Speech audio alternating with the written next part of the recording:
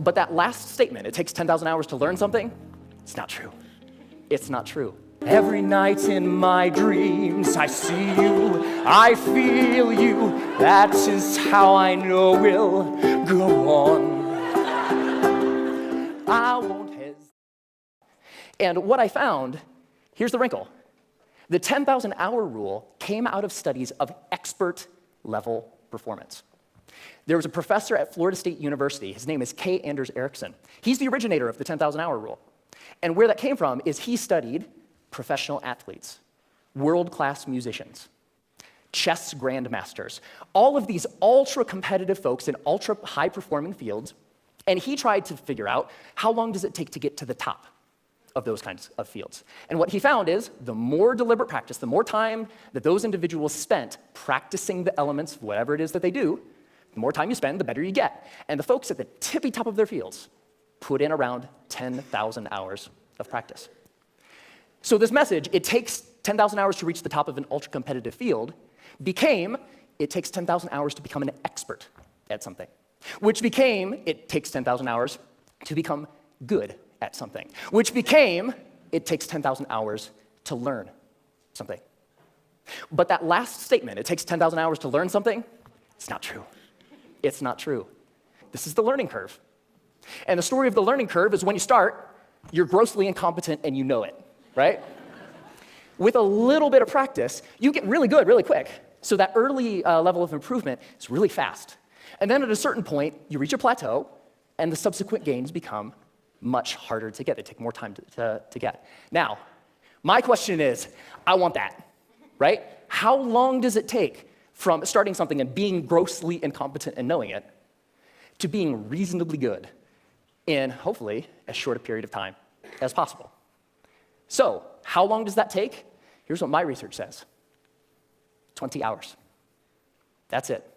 You can go from knowing nothing about any skill that you can think of.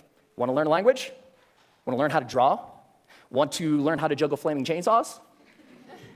If you put 20 hours of focused, deliberate practice into that thing, you will be astounded at how good you are.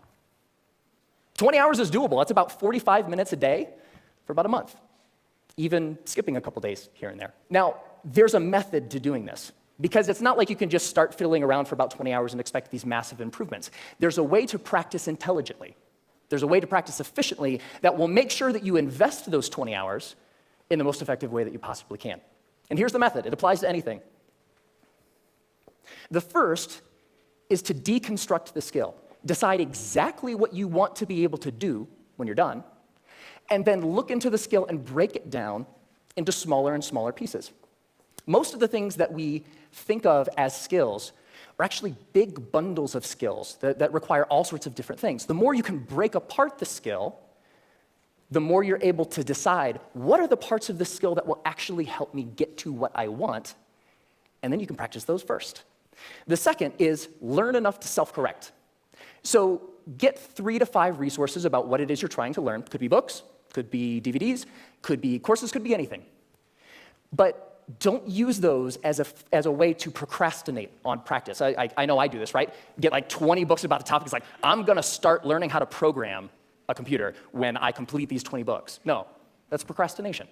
What you want to do is learn just enough that you can actually practice and self-correct or self-edit as you practice. So the learning becomes a way of getting better at noticing when you're making a mistake and then doing something a little different. The third is to remove barriers to practice. Distractions, television, internet, all of these things that get in the way of you actually sitting down and doing the work. And the fourth is to practice for at least 20 hours. Now, most skills have what I call a frustration barrier. You know, the grossly incompetent and knowing it part. That's really, really frustrating. We don't like to feel stupid. And feeling stupid is a barrier to us actually sitting down and doing the work.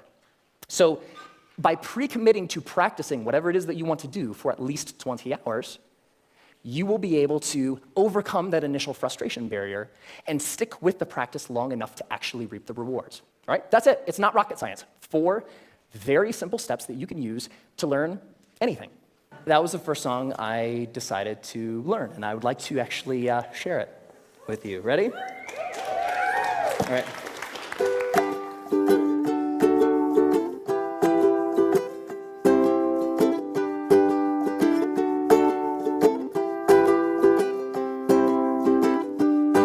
Just a small town girl living in a lonely world. She took the midnight train going anywhere. I heard that you settled down, that you found a girl, that you're married now. Every night in my dreams I see you, I feel you. That is how I know we'll go on.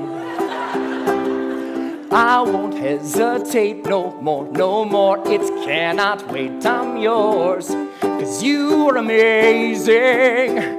We did amazing things. If I could, then I would. I'd go wherever you will. And can you feel the love tonight? Can I live with or without you? When I find myself in times of trouble, Mother Mary comes to me. Sometimes I feel like I don't have a partner. No woman, no cry, mama, this surely is a dream. I come from a land down under. Once a jolly swag man camped by a billabong.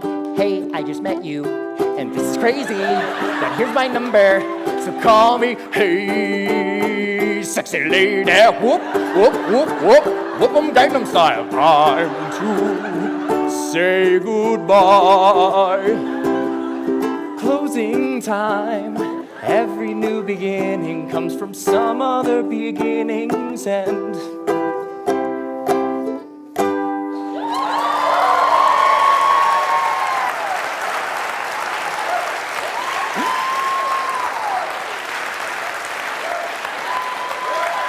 Thank you. Thank you. I love that song. And I have a secret to share with you. So by playing that song for you, I just hit my 20th hour of practicing the ukulele. Thank you.